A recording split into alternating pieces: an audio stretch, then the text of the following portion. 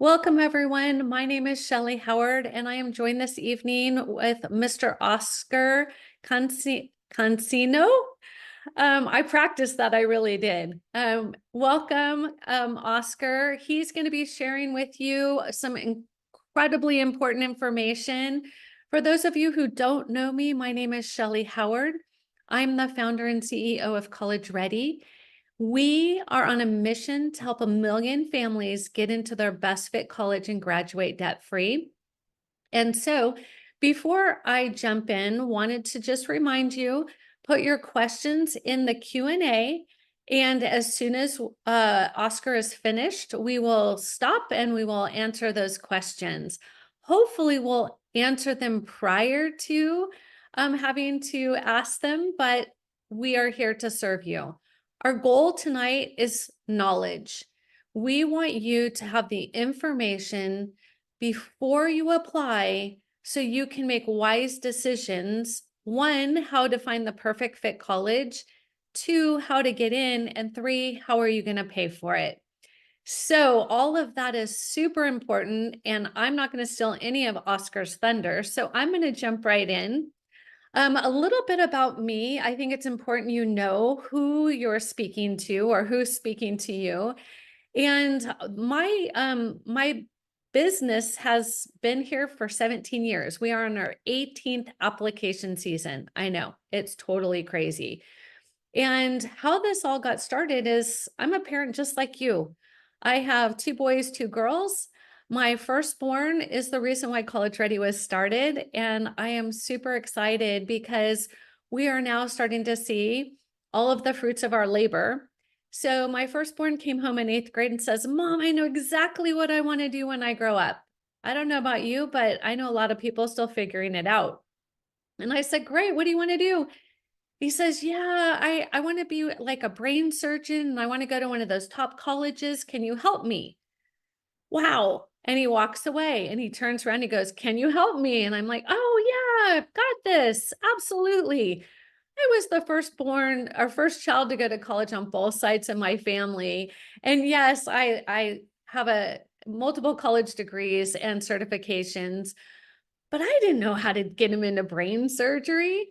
So I did what you're doing. I sought knowledge. And that is why I give back. I'm part of the Society of Financial Awareness, which means I give knowledge so you don't make poor financial decisions. So that same young man, I won't go into the details, he is now a 4th-year resident orthopedic surgeon at UCLA with 0 debt. So he went Harvard 4 years pre-med for free.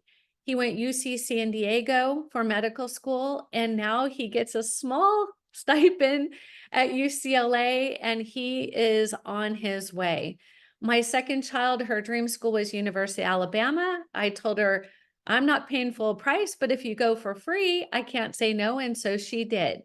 She is now a registered nurse with 0 debt. My third is graduating college in 3 years because that's what he wanted to do, and he will have no debt. And then my fourth said, "I'm going to do something totally different."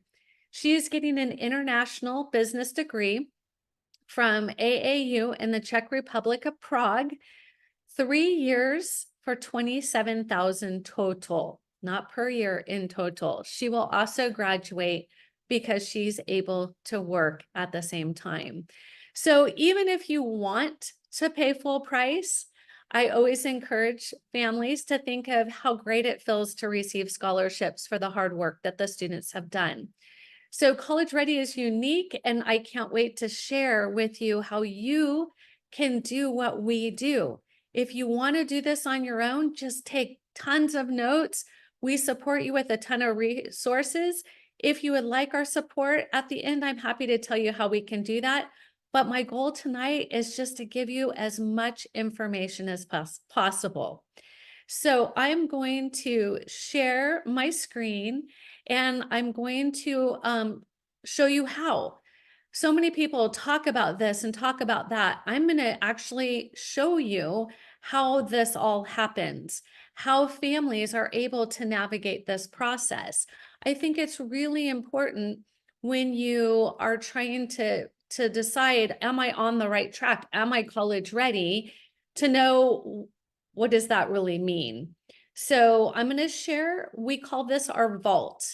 Our vault is proprietary software, and it is something that we like our families to know is securely password protected. I'm going to show you Vincent. He is my fake senior. And so I am not sharing anybody's private information, but I have put my 17 years of intellectual property in here to help you as the families understand how this all comes together. Because if you graduated more than 10 years ago, I want you to know it's changed a lot and it's become more expensive and more competitive. Now, keep in mind, the GPA is still the most important factor with rigor. And so taking the right classes in the right order and making sure they all are going to set you up to be able to apply to any school you want, which doesn't happen automatically, is the very first step. So we start with a 4-year academic plan. What rigorous classes will the student take? What will they not take? Will they take IB, AP, dual enrollment? Will they take online? Will they take college classes? And Oscar's going to jump into that a little bit more, so I'm going to keep on going. So as you can see here, Vincent, I put together his standout strategy, because no longer can you just have a GPA and a test score and then get in. You need to have something that's going to position you for success. We call it a standout strategy. And so I do this for each one of our students. They have resources to research projects, internships, summer opportunities, test prep. We even have a Passion with Purpose international project where our students can earn 8 national awards. So I share this information, nothing short of this is what can be done. And I encourage families to navigate what they can. Then we have to-dos and we simplify the process. This whole portal, the vault, was put together to simplify the process. So the next thing we talk about is testing. Is it really optional? It is not if you want scholarships. In our world, it is not optional. If your student is not a good test taker, we have figured that out. We have test strategists who absolutely can get you the score that you need. So please know, if you want scholarships, testing will be important. Just because a school is optional today doesn't mean it will be optional tomorrow. Then we're able to look at every college in the world and give you the deadlines, due dates, and the strategy of how and when to apply. So for example, you can type in any college in the world. You can see who got in last year. So this is what I wanted to show families. How do you pick the right school? Everybody wants to know this. You start with the student. So in other words, does the student want a large school, medium size, small? Do they want public or private? Do they want religious, non-religious? There are so many decisions for this young teenager to make that they really need some support. Then we show them, is it a good fit for them? You can see at UCLA, only 84% of students finish in 4 years. What does that mean? Add a 5th year or a 6th year of tuition, and then decide if it's still a good return on your investment. On the other side, the retention rate is super high. And so if you wanted to go community college and transfer in, you have an even smaller chance of doing that based on nobody leaving. Last year, this is who applied, who were admitted, and who enrolled. And then you can see the average GPA. So you can see, as you look at all of the GPAs, what are your students' chances based on that one factor? From there, we show you the cost of attendance, in-state versus out-of-state. Remember when I said not everybody gets out in 4 years? Then you have to add another year of in-state or out-of-state. We then can show you how generous or not generous a school is as far as grants, scholarships, and need-based opportunities. The next thing most families are not familiar with is that not every college offers every major. And so this is very important when you think of how does this all come together? Well, if your student wants to go into business, it might be a problem if they want to go into business admin or management because they don't offer it as a undergrad, or management science. So keep in mind, what is the reason why that is a good fit school? You could see they have a lot of biologies at this school, but if you wanted to do, pharmacology, maybe not a good fit school. So we really help the students start from the foundation. And this is what I recommend for you families is it's hard. I know when they're your own children, I've done it with 4, is helping them figure out what are their gifts and their talents and their advocacy, what are their passions, what will they want from a career, financially, job security, flexibility, and then what major feeds into that career, and will a robot be doing it in 5 years? So we start with that. So when we hit this, we can say, yes, UCLA is a great school if you want to do neuroscience. Then we can show the family, here are the essays you're going to be writing your senior year. I think it's important to know the answer to that question.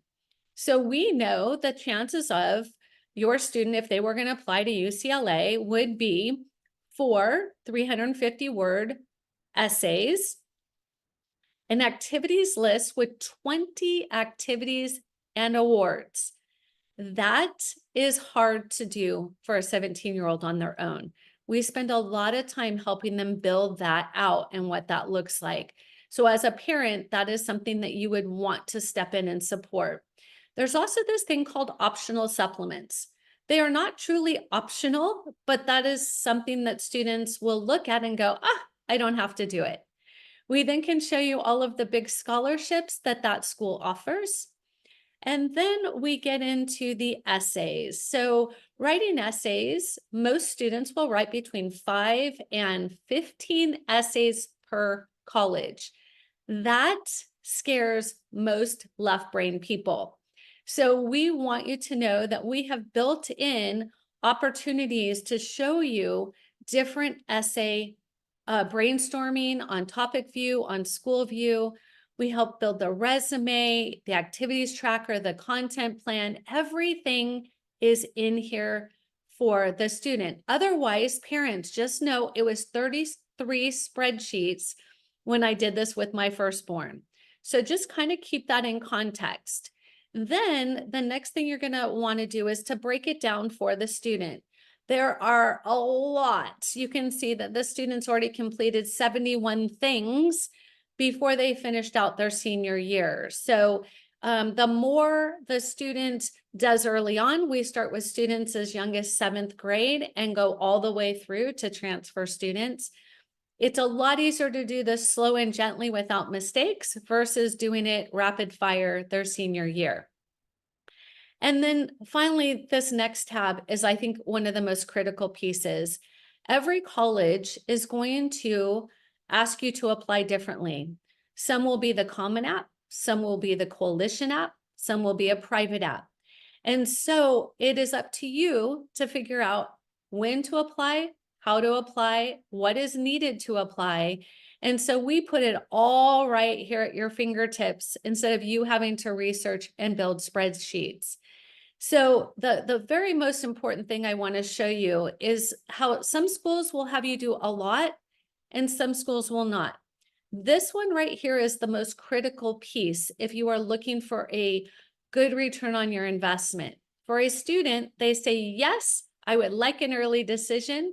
For the person paying for it, it means you have to go there, get rid of all the other colleges, never know if they got in or got a financial offer, and pay full price.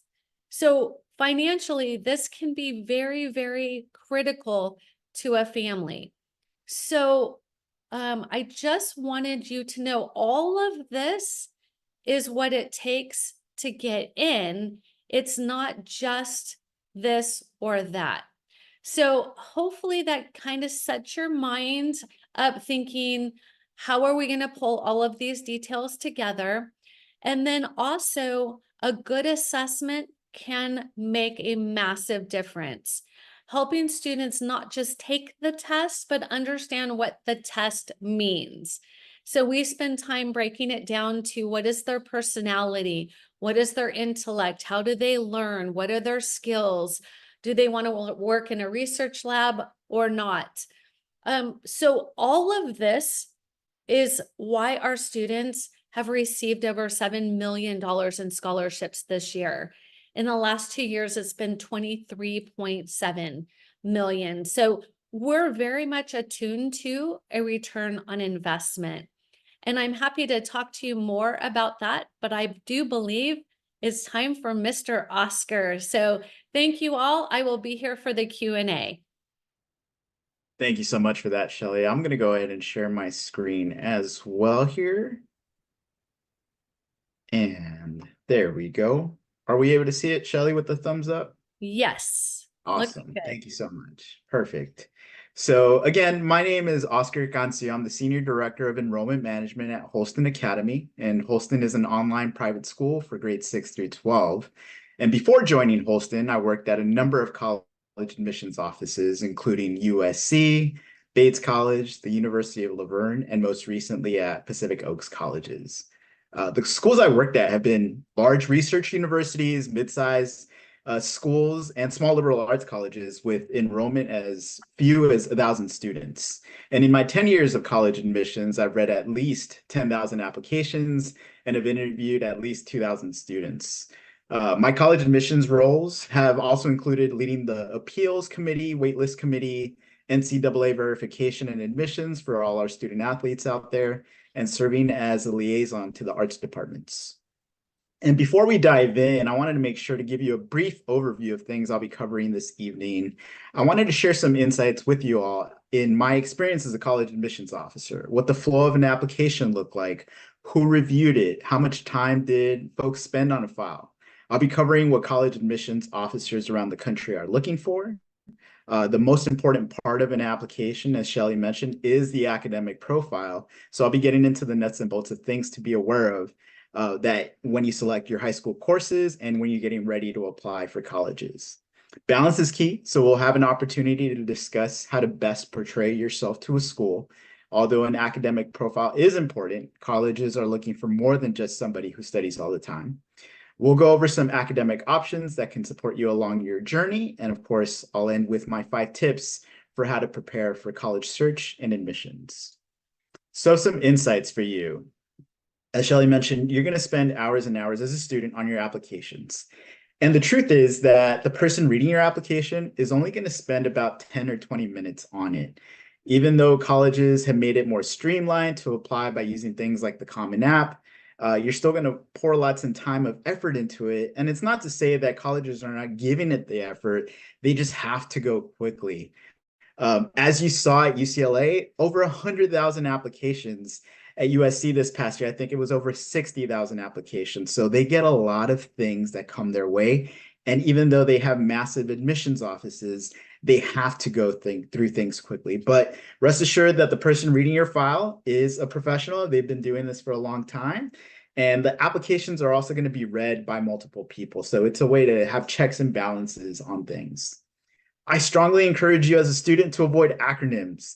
Don't make the assumption that the person on the other side knows what you're talking about. Now, there are some specific acronyms that are more commonly found than others, things like USA, GSA, Junior State of America, NHS, National Honor Society. But overall, I would recommend that you actually spell things out to make sure that the other person reading your application doesn't have to Google things. And the reality is that they're so limited on time, they're probably not going to do that. So it may be a missed opportunity on your end. So make sure to do that. Show interest by attending events. You want to make sure that you're going to things like webinars, tours, open houses. Many colleges have something called demonstrated interest. They should be making clear of what that is. And if they have that on their information sessions or websites, and if they don't, simply reach out to your representative or call their 800 number to verify that they have that. So what is demonstrated interest? It's those things that are tracked by the school. Did you take that tour? Did you go to that open house?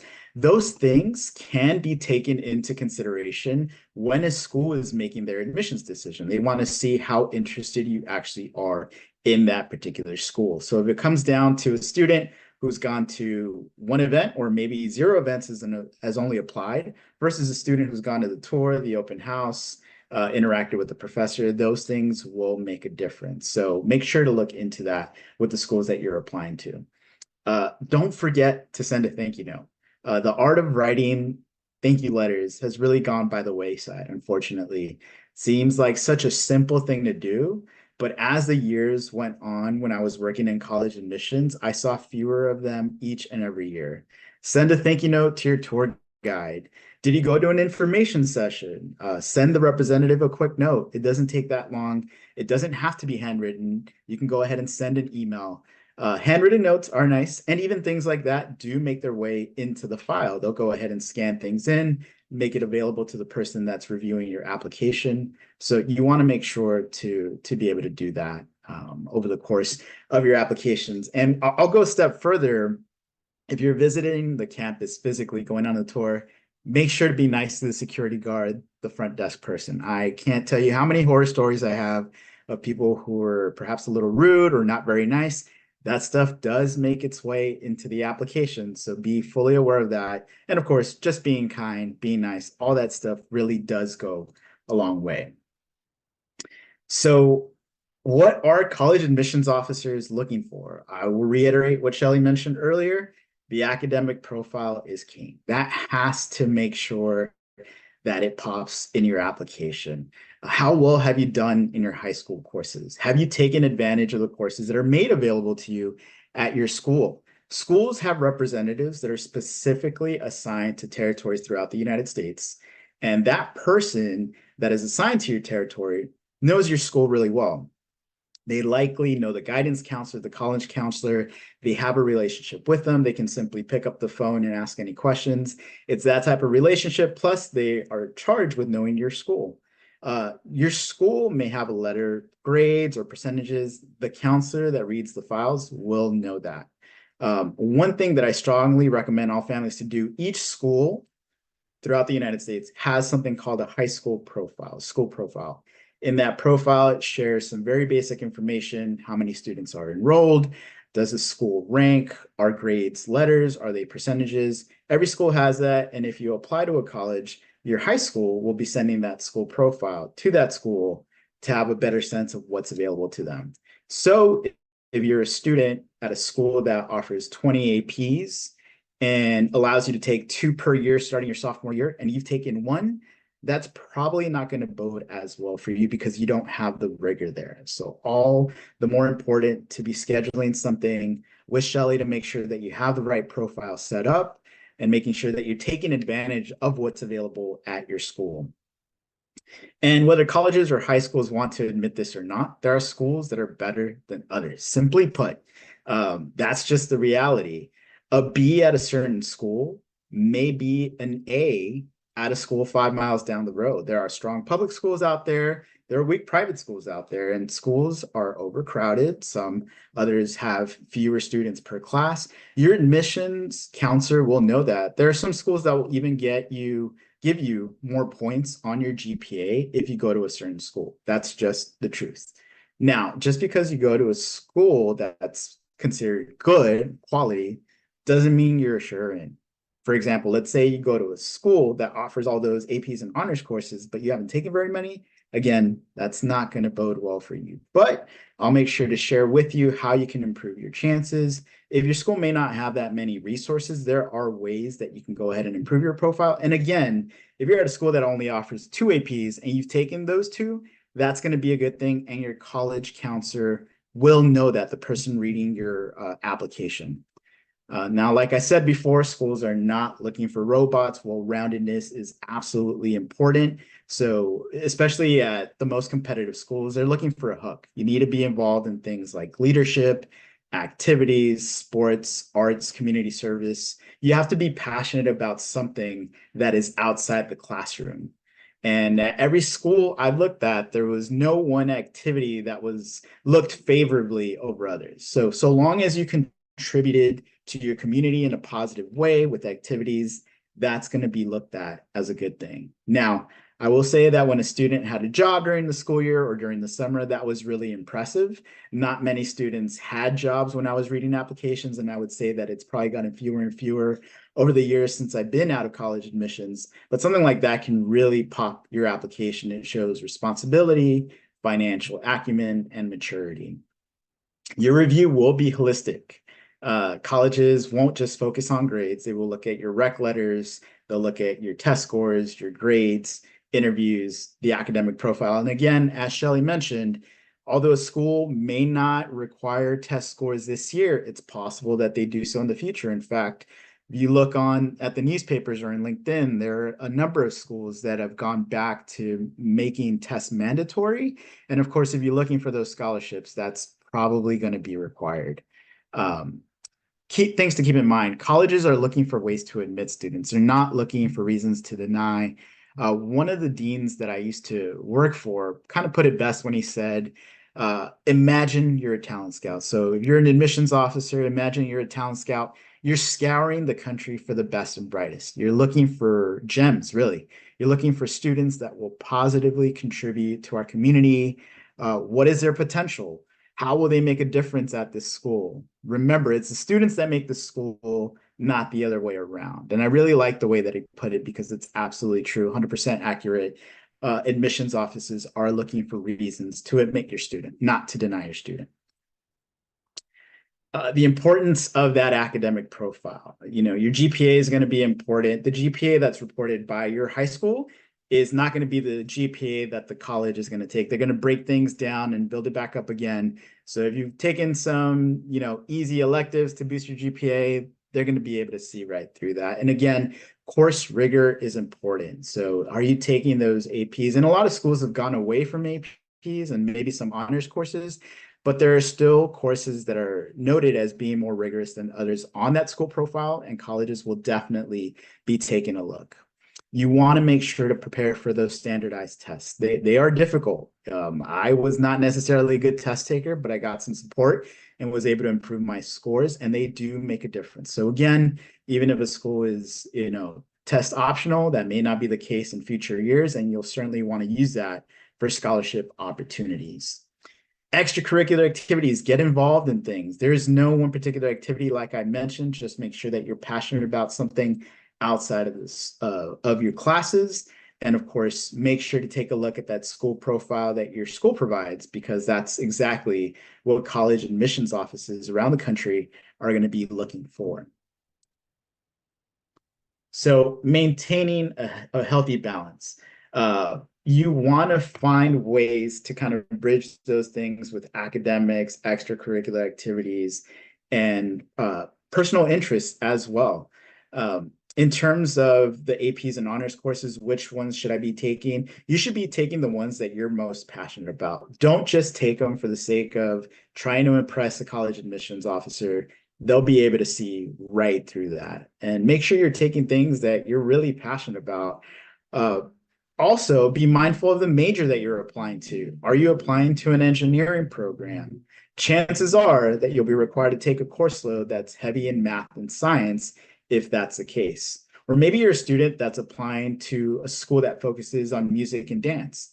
That's great. And if you're that student, maybe you're not that big of a fan of mathematics, but you want to take AP Calculus simply to impress a college admissions officer. I would recommend against that. Probably not a good idea. You can use that class period to take something that you're actually passionate about. Maybe you really like Shakespeare. Maybe you really like, a literature course that's different from that. You want to be able to take those because you're actually passionate about that. And that'll also demonstrate your academic rigor by taking those different courses. You want to make sure you're preparing for the major appropriately. And they're going to be able to understand that by looking at the courses that you've taken. And they're also going to ask themselves, how has the student prepared and cultivated interest in that particular subject? They're really going to be on the lookout for that. Rigor is key. They'll know what rigor is and what is made available to you because of that school profile, like we talked about. And if you need a course that may not be available at your current high school, Holston is always happy to help. We offer over 300 courses, many of which are honors and APs. If you're in California, for those folks in the California state, we do cover A through G requirements as well. And if you're an athlete, our courses are also NCAA eligible. Extracurricular activities, make sure to do them. Don't just do them to check things off the list. Do them because you actually care. That's going to be really important and things that college admissions officers are going to be taking a look at overall. The benefits of summer courses for academic enrichment. Colleges will also be taking a look at what you've done over the summer. It does not have to be academic in nature. Simply put, I would do something and stay busy over the summer. Maybe you're passionate about a community service project that you and a group of friends have been working on during the school year, and you want to continue that on to the summer. I would encourage you to do that. Maybe you're participating in basketball camps to try to make the varsity team. Go ahead and do that. Whatever it is, make sure that you're participating in something and make sure that you're showing progress over the course of those summers. Some students will choose a portion of their summer, maybe not necessarily the entire summer, to get ahead, and that's okay. So some students with us, for example, will go ahead and register for a geometry course over the summer, the first semester, or maybe the year-long experience to get ahead in their school following in the fall. That's totally appropriate, especially, for example, we talked about engineering earlier, but let's say you want to apply to a literature program and you want to get ahead in writing, you can go ahead and take a writing course over that summer to get an honors or advanced placement course in the fall. That's totally appropriate, so long, again, as you're passionate about it. If you're simply doing it to check things off the box and be more impressive or boost your GPA, you'll get your GPA boosted, but again, at what expense? You're giving up a portion of your summer simply to impress an admissions officer in that way. Probably not a good idea. And I can't tell you how many times students have done that thinking that was the right move.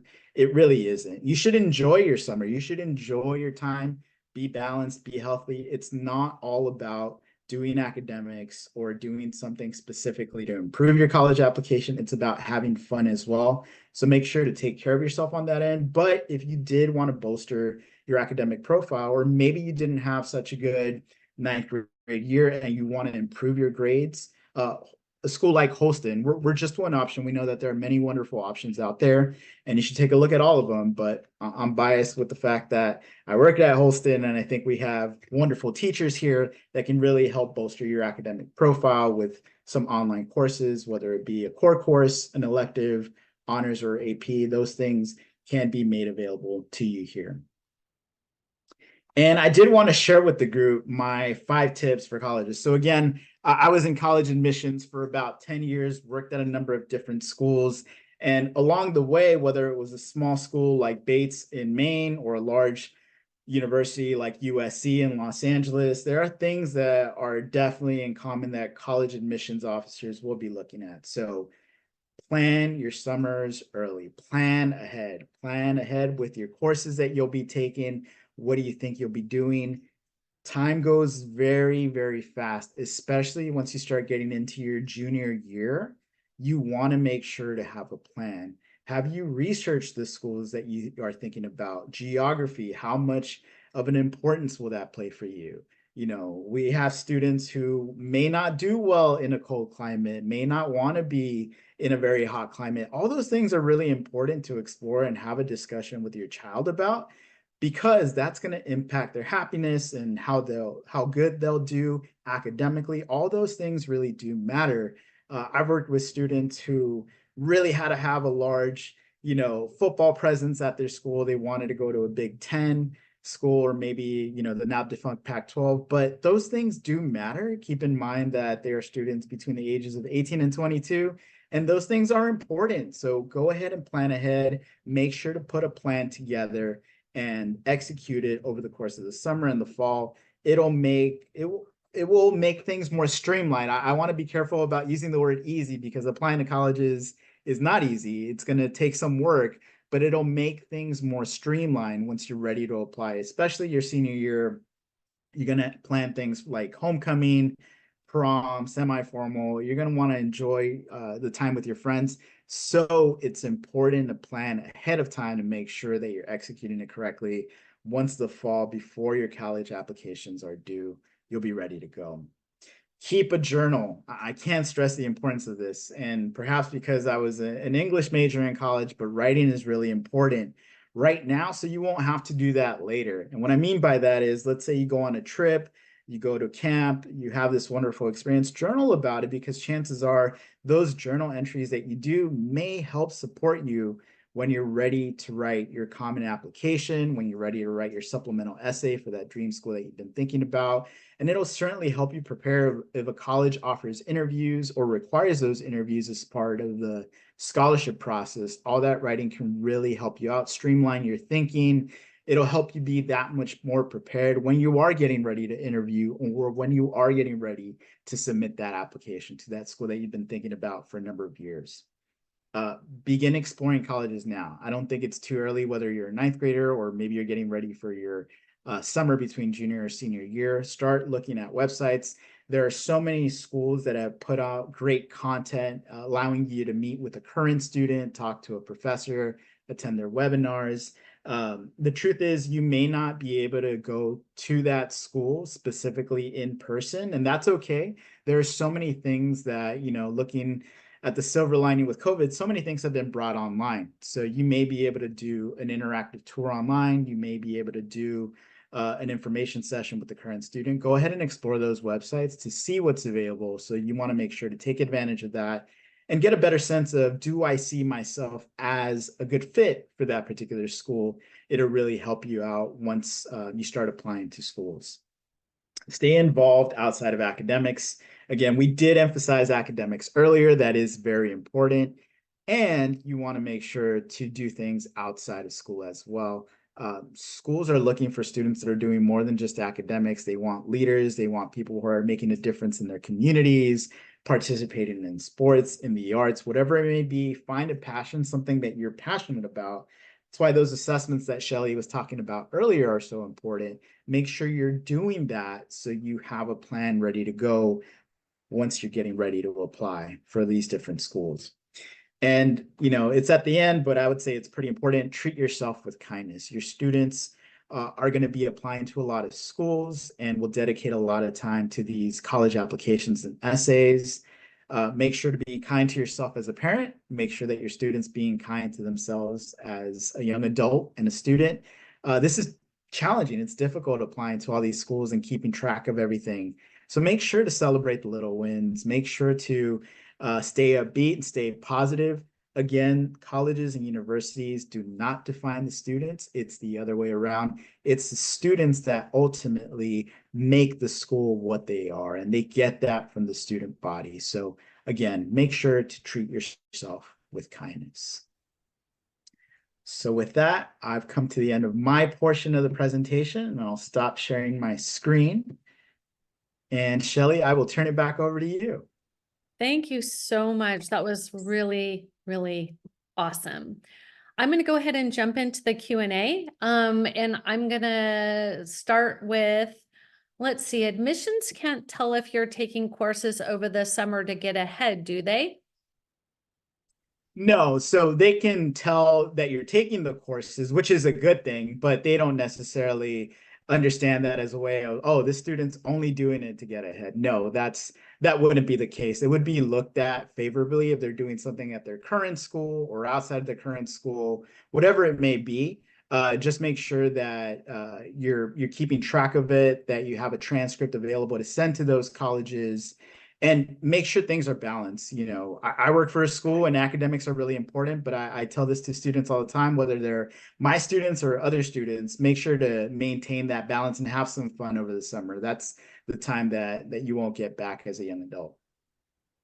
Right. I'm going to add a little story to that because I think sometimes that illustrates. So the question of how do I spend my summer really is as unique as your own children. So if you're a parent with multiple kids, you realize that that's not the same summer plan for each one of them. So with my firstborn, It happened to be that he was able to take Spanish in 8th grade.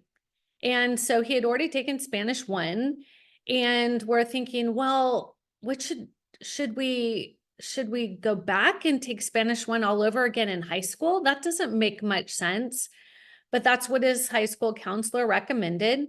And so when we were reviewing his 4-year academic plan, we realized that if he had taken Spanish over the summer, he could have taken other classes that he wanted to do more.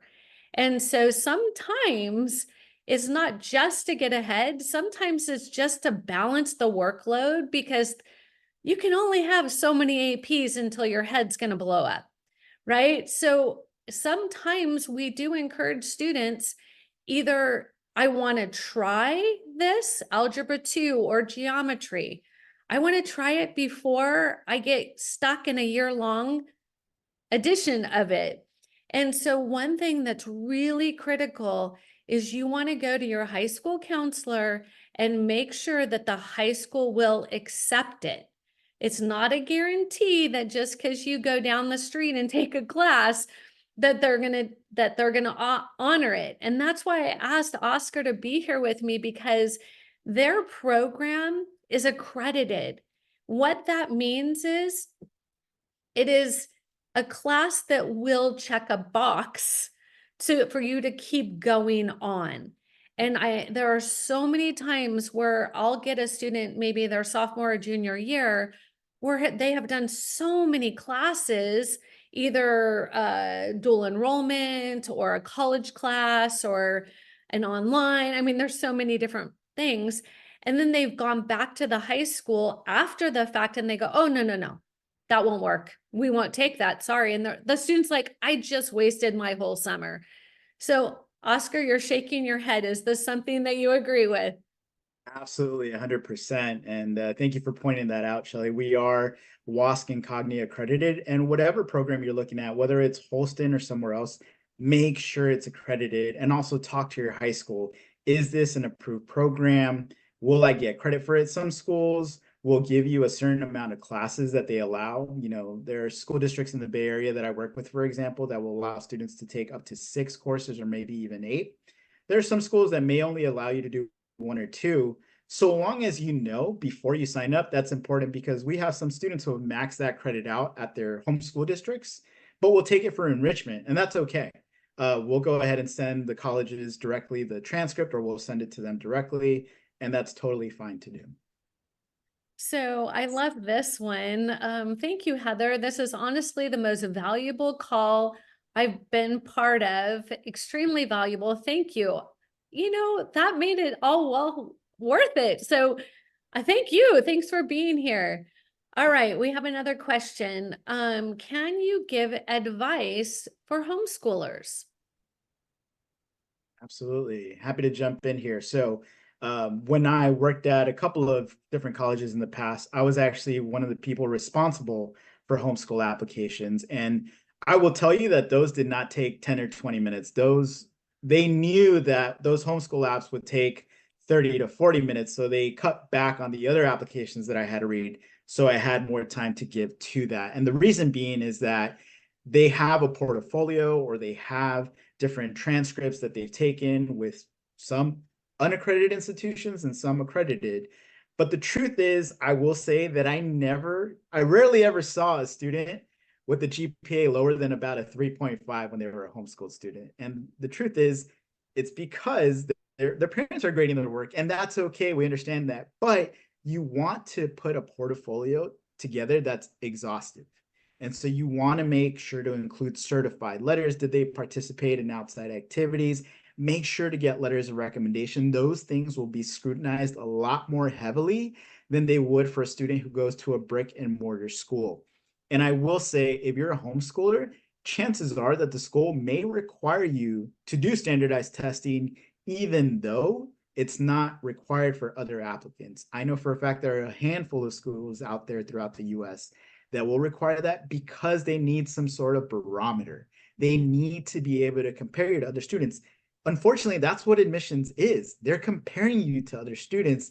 They can't compare you to the students that are coming from your same high school because you're the only one at your homeschool. So make sure to detail everything, portfolio everything, if you can, especially over the summer, because that's a good time. Take classes that are accredited, whether again it's through Holston or maybe dual enrollment credit. There are a number of wonderful colleges out there that offer dual enrollment credit, which will give you college credit, save you some money. And in addition to that, because it's something that's certified by that college, they'll be able to transcript it, and that'll make your application that much more competitive, if especially if you're a homeschooler.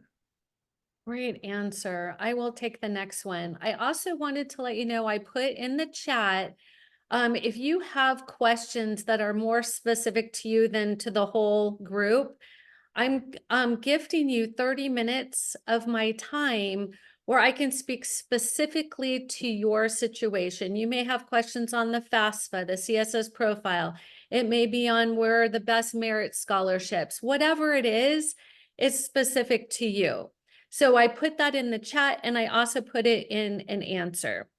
Can you talk about how to help your child stand out relative to other students in their high school who are taking similar courses, have similar test scores? Can colleges do compare them? Yes, they do. Not all, but majority do. Some say they don't, but I still think they do. So what we're just going to go with, oh, yes, they do. This is the best advice somebody gave me. And, my son, he was salutatorian. He was the first student at his high school in 25 years to go Ivy. So put that in perspective for a moment. It's not that his school was like, woohoo, we have a ton. It was a large public school. Graduating class was like 3,800, ridiculous. And so don't always assume that the school is going to carry the weight to get them in. That's the first thing. The second thing is, as salutatorian, the difference between him and valedictorian, she started Spanish 2 her freshman year, and he started back with Spanish 1. Every other class was exactly the same. They both got straight A's. They both did dual enrollment. I mean, they were best friends. She and my son, totally platonic best friends. They both went to medical school. They're both doing awesome. She went to Johns Hopkins. My point is, it's okay if students are brilliant and they're competing against other great students. Don't look at it as they're only going to take mine or theirs, because there's so many great colleges all over the world that they may not both be applying to. That I kind of wanted to make sure you understood that. Now, to answer your question.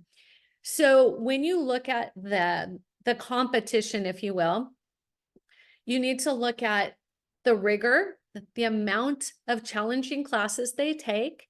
You need to look at the test score. Then you need to look at the passion with purpose community service. Let me speak to good, better, and best. All service is good. But I've never heard, and you can correct me, Oscar, somebody in admissions go, wow, they tutored. I am so impressed. Oscar, you want to weigh in? No, I'm in agreement with that, definitely. So when you think about community service, they know if you're signing up, showing up, and checking a box. That's tutoring, unless you want to be a teacher. That aligns perfectly fine. You love teaching. That makes sense, but not a lot of other reasons. Now I have a student who tutors families that are coming from Korea and teaches them English because he did that coming here. Ding, ding, ding. Right? Now you know about his heritage, you know about his passion to help. You see how it all comes together for that student. And then what's amazing is when your student creates it and leads other to create change. It doesn't have to be massively huge, but it shows initiative, it shows leadership, it shows everything that you're trying to wrap up. So our students have an opportunity to earn 8 national awards and 4 leadership certifications. That's about as good as it gets. So even if you're competing at the high school, that's not really all you need to be thinking about, because in our world, we have students all over the world, and we're looking at who's coming in and who's going out, and how are these two people from California going to apply to Stanford versus Harvard, and we help students get into San Diego State versus Long Beach State. So it really is about making the student the very best they can be. That's how you be competitive. You stay in your lane. And guess what? Isn't that really what we want from our children, is to set them up to be the best they can be? Oscar, you want to add anything? No, I'm in complete agreement with that. It all has to tie in together. Does your application make sense? If you're doing a one-off thing like tutoring and you're just doing it to check a box, that's really not going to be helpful. You're wasting your time. You may not be really passionate about it. And you could be doing something else, something more fun or something more fulfilling with your time. So I agree 100%. I love it. Do you want to take the next one, or shall I? Absolutely. Can you also speak to what it means if your child is interested in applying to colleges that historically your high school has not sent many students to? Example, they want Stanford and no one from your high school has ever gone there. I would say that would make it more interesting in from my perspective at schools that I've worked at. There's no quota system or anything like that for colleges. We need to take this many students from X school versus this many students from Y school. Otherwise, it's not going to be good for this. It doesn't work out that way. We had, when I worked at Bates, for example, there was a school that would send us, 20, 25 students per year. And then one year it really dropped for whatever reason, whether it be the childbirth rate or the interest of geography. People didn't want to be in a cold climate. That happens too. And so one particular year, there was only a couple students that went. And then there were some years where we had a school that didn't get any students admitted. And then the following year, there were 5. So I would say that's not something that would negatively impact your student. What it comes down to is what Shellee and I discussed before: the plan, the academic profile, the passions that you followed. Schools don't have quota systems or anything like that when it comes to the high schools that they're taking students from. Great answer. What's better, dual enrollment or AP? And can you explain? I would love to do this from a scholarship perspective, and maybe you can add another twist to it. But if we're talking about return on investment of an education, if your student, and not every school offers dual enrollment, just to be clear, that it is a gift if they do. My son was able to take several. What does that mean? They're taking a college level course taught by a college level professor, teacher, however you want to put it, at the high school, and they're getting dual credit. They're getting college credit and they're getting high school credit. Why is that important? When you graduate high school, that college credit costs you hundreds of dollars. When you're taking it in high school, at least for us, it was free. So I want you to think about it from that perspective. And then Oscar, if you want to add on to that, I'm sure you have another perspective. Yeah, it's funny that you mentioned that because one, I agree with that. And two, you also want to make sure that you're balanced. And I say that because if you take too many dual enrollment courses, that might affect your status as an entering freshman, which may ultimately impact financial aid. So definitely look at the fine print. And if that's the case, you take the AP course. Keep in mind with the AP course, there's also a test in May that your student will be asked to take. So if they prefer not to have that major test, you may want to go with dual credit. Or if your student tests really well and they get a 4 or 5 on that AP exam, that can really bode well for you in the college application. And not only that, those 4s and 5s can give you credit so you don't have to take that course in college and you get to save yourself quite a bit of money. So I would say there's no real right or wrong answer, but definitely look at the fine print and look at the return on your investment, as Shellee mentioned. And just one little piece, if you want to, I'll let you do the last one, Oscar. Another thing to consider when you're trying to decide, you know, well, first you need to decide, does your school offer dual enrollment? Again, it's not a given across the board. But if you're offered it and you don't take it, now there's a whole nother can of worms that they're thinking, well, if they're that good at AP Calc, why are they not doing dual enrollment? The other thing to consider is if you decide you want to go to a top tier school like an Ivy, they don't care how many APs you take. You still have to take those darn classes when you get there because college is a business and they want your dollars. So there's a lot that goes into it. And we put together a strategy for the student. You don't want to sink their ship and take all their GPA down because you have a dual enrollment. So I wish I could simplify it, but it really does depend on the student. Absolutely. I agree with that. It's not one size fits all at all. All right. Happy to jump here with the last question. My son is with an online accredited high school while doing full-time pre-professional dance training. So he is not attending a brick and mortar school. Will his academic profile be judged like a traditional school? Yes, it will. So long as it's accredited, which it is.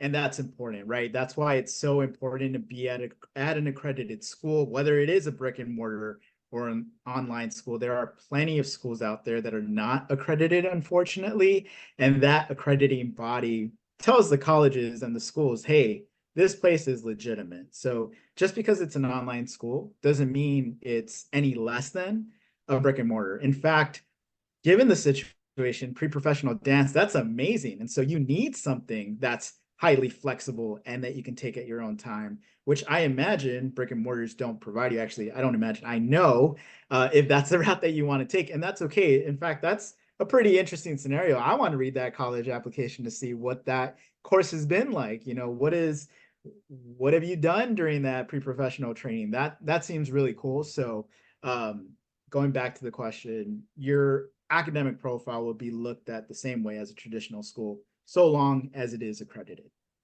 I will add one thing to that, and that is if your student wants to apply to a UC, a University of California school, they have to meet an A through G requirement. Online schools are not looking at making sure your child is going to meet the A through G requirement.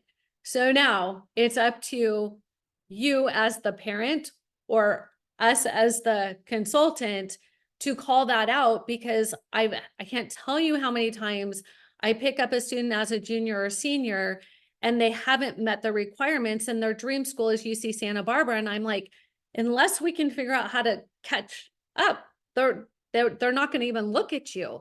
That is the hardest thing to tell a student. So please always ask and always get a wet signature, because that person may not be there the next time you go. And that could be devastating for your child. So we are going to call it a wrap. We have met our quota and we are good to go.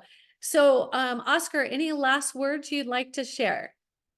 Yeah, absolutely. Happy to help any families out if they're looking for summer courses or classes during the school year that are A through G approved, honors, AP courses, or fun electives, as somebody mentioned earlier. I'm going to go ahead and drop the link to our website in the chat right here, or I'll drop it. Is there a way to drop it in the Q&A? And if not, if you go to holstonacademy.org, and you click on our course catalog, you'll be able to easily find it. So it's actually right here in the screen that you see behind me. That's how you spell it, Holston Academy. If you Google it, it will be the first link right there. Otherwise, holstonacademy.org. We're happy to help you with any courses, over 300 courses in our catalog. So incredibly important. Get support, double check everything, work with accredited. There's nothing harder for me to tell a family other than, I'm sorry you wasted your time over the summer taking a class that doesn't count. Oh, that is so terrible. So on a positive note, you know how to reach Oscar. You know how to reach me. We are grateful for your time. Thank you so much. And we wish you all the best in your college admissions journey. Absolutely. Thank you so much, everybody. Thank you for joining.